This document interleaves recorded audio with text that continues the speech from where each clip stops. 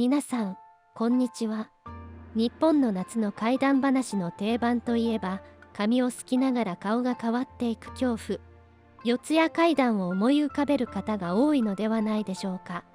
実はこの四谷怪談、ただの怖い幽霊のお話ではありません。四谷怪談は、あの忠臣蔵の外伝、スピンオフ作品なのです。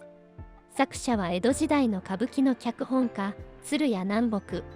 鶴屋南北は忠臣蔵の表舞台で輝く技師たちの裏で貧困や欲望に負けた名もなき浪人の姿も描きました。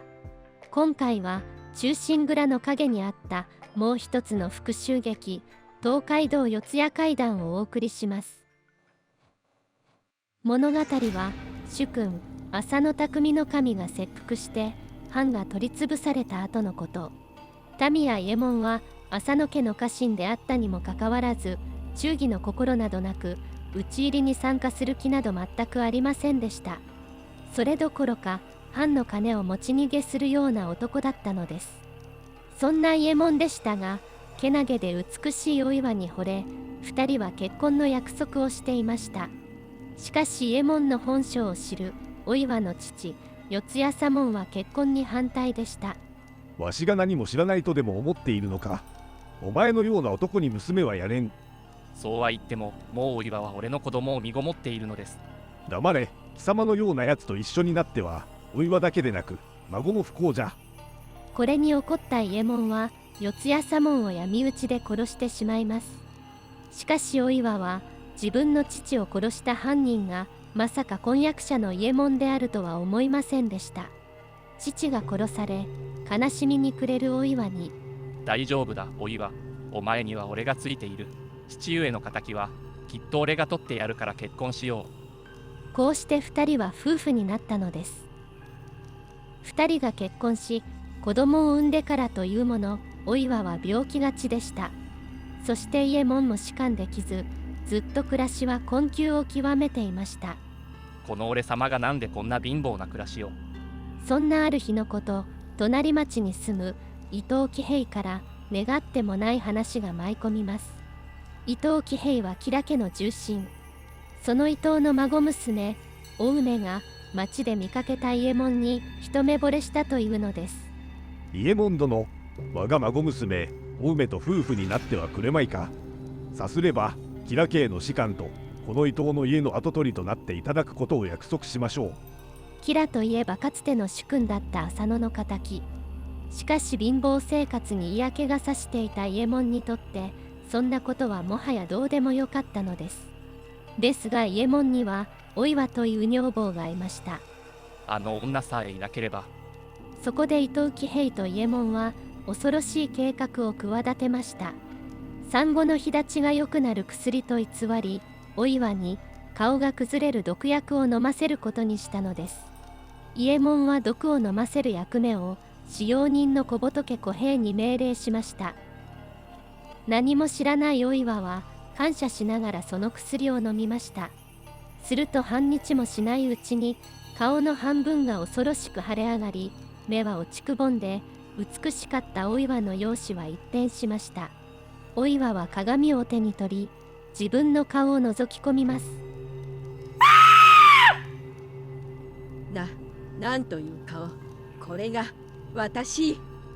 絶望したお岩はそれでも女として乱れた髪をすこうと櫛を入れます。しかしすけばすくほどボロボロと髪の毛が抜け落ちていくのです。教えておくれ。どうしてこんなことになったの？お岩の恐ろしい顔で問い詰められた小仏小平は、薬は実は毒薬だったことを白状します。伊右衛門は伊藤喜平の娘お梅と結婚するためにあなたを殺そうとしたのですと。信じていたのに絶対に許さんぞ。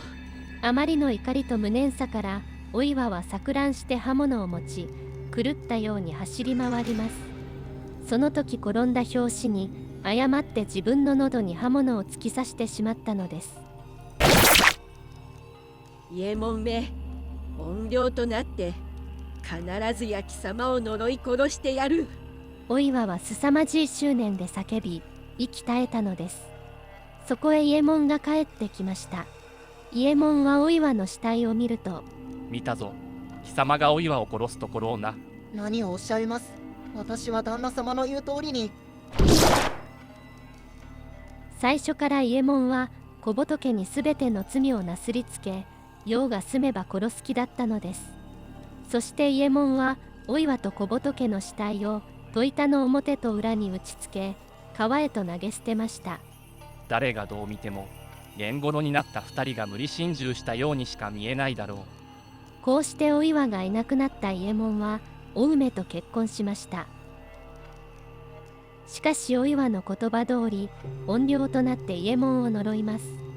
祝言の夜、伊右衛門がお梅を見ると、そこにあったのはお梅の顔ではなく、ただれたお岩の恐ろしい顔でした。パニックに陥った伊右衛門は思わず刀を振り下ろしました。しかし切ったのはお岩ではなくお梅でした。お岩の怨霊がお梅の顔をお岩に見せたのです。娘の悲鳴を聞いて伊藤喜平が駆けつけました。何事じゃ。しかし錯乱状態の伊右衛門には今度は喜平がお岩と一緒に殺した小仏に見えたのです。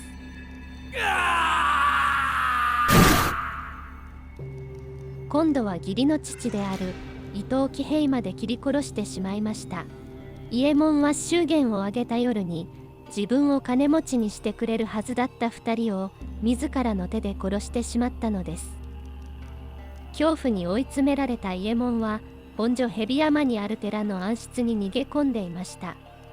しかし毎晩のように吊るされた提灯がお岩の顔に変わったり、仏壇から現れたり、伊右衛門のもとに化けて出るようになったのです。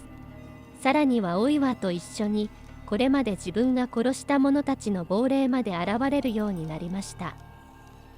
そして元禄15年12月14日、赤穂浪士の討ち入りと同じ日にお岩の義理の弟佐藤頼七がお岩の無念を晴らすため伊右衛門のもとへやってきます。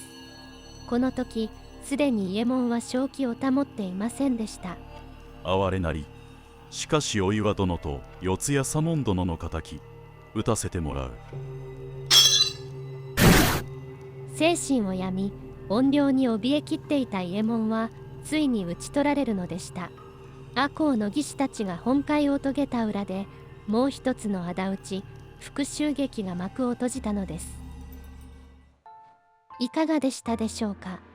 金手本忠臣蔵が美しく散っていった英雄たちの物語だとすれば、東海道四谷怪談は欲にまみれた者たちの泥臭い人間活劇でした。この動画が面白かったと思われた方はぜひ高評価とチャンネル登録をよろしくお願いします。それではまた次回の動画でお会いしましょう。